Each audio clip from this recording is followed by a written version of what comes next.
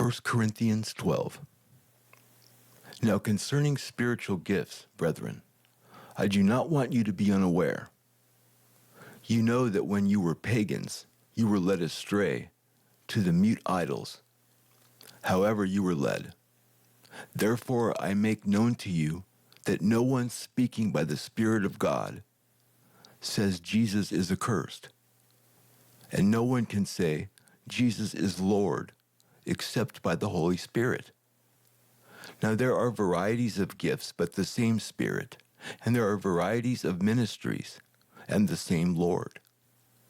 There are varieties of effects, but the same God, who works all things in all persons. But to each one is given the manifestation of the Spirit for the common good.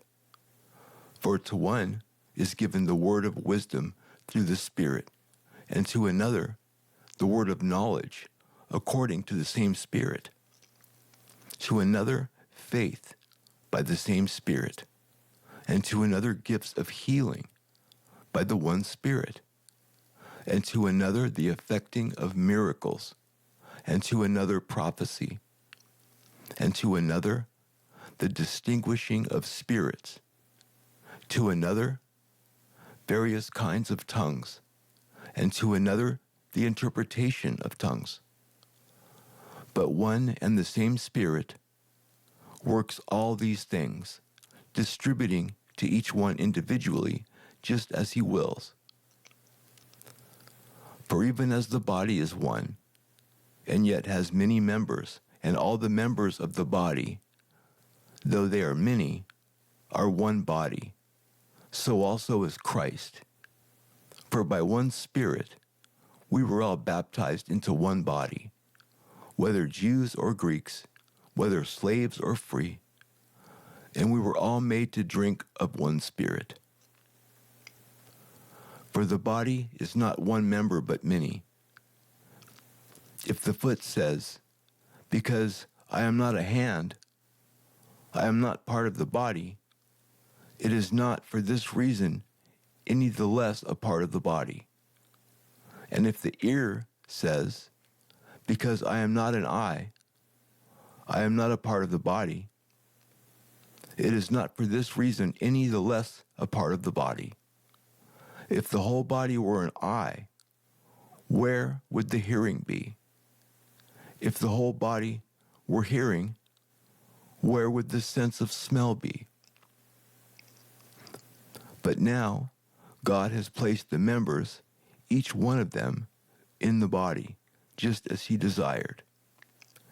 If they were all one member, where would the body be? But now there are many members, but one body. And the eye cannot say to the hand, I have no need of you. Or again, the head to the feet, I have no need of you.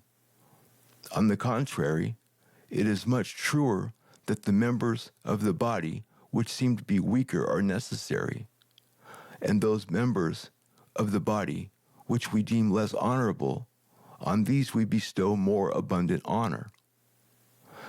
And our less presentable members become much more presentable, whereas our more presentable members have no need of it. But God has so composed the body, giving more abundant honor to that member which lacked, so that there may be no division in the body, but that the members may have the same care for one another. And if one member suffers, all the members suffer with it.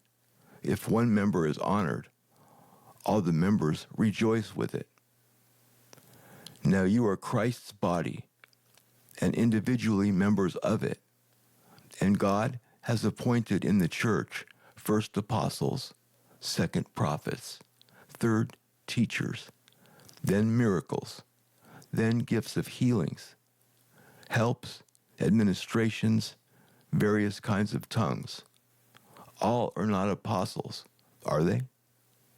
All are not prophets, are they? All are not teachers, are they? All are not workers of miracles, are they? All do not have gifts of healing, do they?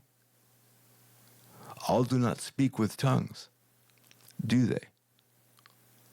All do not interpret, do they? But earnestly desire the greater gifts. And I show you a still more excellent way.